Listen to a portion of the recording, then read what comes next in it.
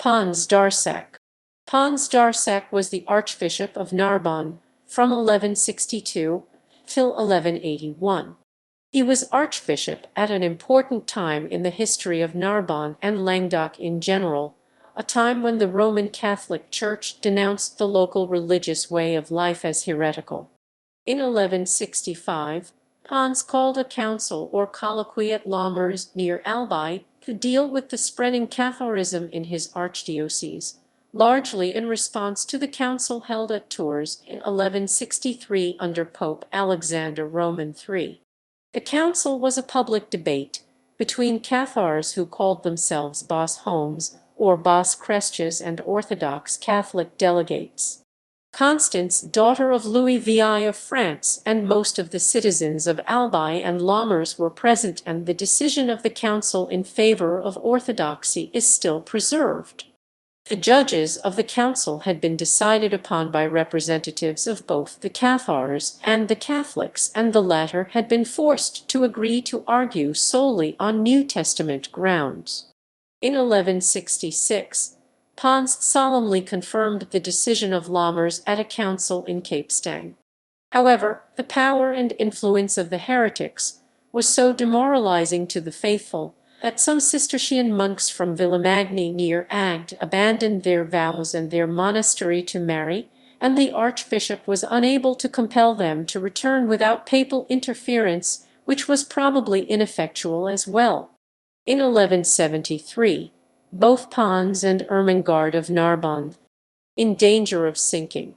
In 1176, Pons was granted all the vice-committal rights in the town of Ferrolles by Ermengard of Narbonne for his fidelity and service.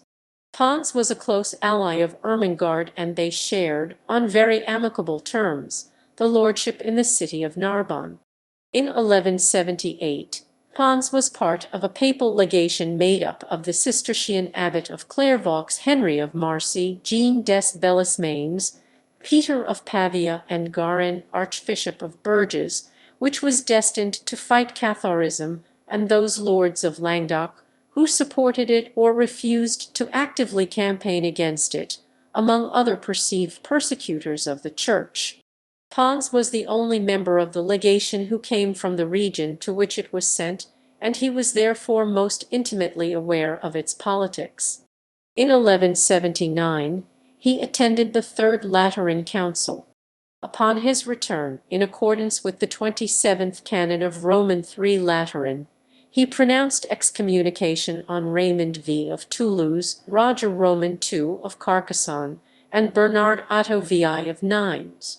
The 27th canon prohibited the use of mercenaries, such as routiers, coutrilles, bascules, and Aragonese.